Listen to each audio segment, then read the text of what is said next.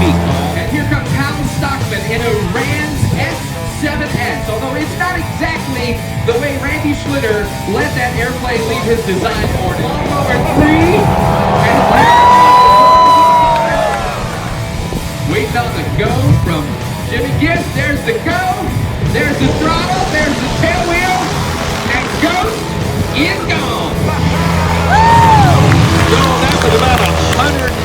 This airplane has a Rotax engine, as Hal's airplane has. Off he goes. You see, these guys are, this is a little challenging conditions. Look at how they're having to cram into the wind as soon as they're airborne. What Jess is doing out here is kind of, sort of, controlling these guys. Telling them when to launch and when to land. Here we go. Corey's down. All right. That was about 160 feet, maybe. Kind of squirrely like this. These airplanes are going to take a lot longer distances to both take off and land. Here comes the Legend Cub. A little bit of a bounce, but he's got it under control. 50s production airplane. There he goes. Nicely done, about 200 feet. He started production in 1952 and they went out of production in 1955. Look at this slip. All right, this is the Just Super STOL. Floating along, got it under control. Nicely done. November 36 Whiskey, he's getting the go-ahead. Full power up, 100 feet, 200 feet. Oh, about 260 feet, I would say. What do you think, Mike? This is the kit box. A little bit of a bounce there. It's a 4-seat airplane, pretty heavy airplane, big airplane for this kind of operation. Here's our Just Highlander.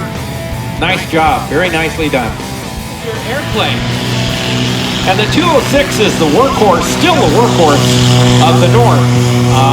This is the airplane that you're probably gonna fly in if you go out to a remote fishing area or 3 horsepower of PT6 engine with its builder and flyer Mike Patey waiting on the go-ahead from STOL Wrangler Jimmy Gibbs. This is Draco! Make some noise for Draco and watch his takeoff. It's going to be really awesome. Boom! Straight up. 4,500 feet a minute of climb, and he is out of there. you can see it's getting pretty squirrely out there. This is a pretty heavy airplane. It penetrates well. Come on, Hal, let's get it on out of there. And you don't have to tell him twice. What was that? 75 feet? It might have been 75 feet. The beauty of that kind of airplane is if there's a crosswind, you just take off into the crosswind across the. They'll sell you a kit, you can build it yourself. There you go. Very nicely done. About 120 feet, maybe. Very nice job from Corey Robin. He's the founder of the Flying Cowboys, and on short final is another one of the OG Flying Cowboys, Mike Patey in Draco, in a nice slip, a real slow approach, and boy, you can't miss that thing coming in. Bright red, fire truck red, all those lights. Puts it into beta, basically reverse for an airplane, and that was 100 feet. Getting a lot of swirling around. Here comes the Aviat Husky. Also, Aviat is also one of our sponsors for this event. There he goes. These airplanes have a Rotax engine. So this is the Just Super STOL. Nicely done. Here goes that 170 with a standard engine. A little bit of a fast approach here from the Kit Fox.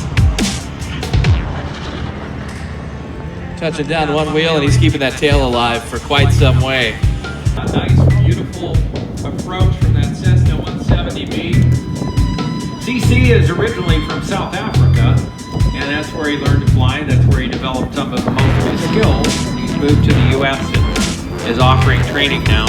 Beautifully done. Nice job. Hard line on those black big tires. That was a beautifully handled takeoff. I don't know if you haven't flown commercial airplanes very much. This kind of a quartering tailwind to a crosswind can be a real challenge, and these guys are doing a great job. Nice landing for the Navia. Here comes our Justin Highlander. Nicely done. It's going to go fast and land short, much like Draco. Maybe not to the same extent as Draco. Nice stabilized approach from Draco. He's squeaking it on in. And you notice the sound. Draco sounds different. That's because he runs on jet fuel. That's a trusty workhorse of a Cessna. And he's off. Well, almost off. That was 300-400 feet. All right, here comes Hound, Doctor.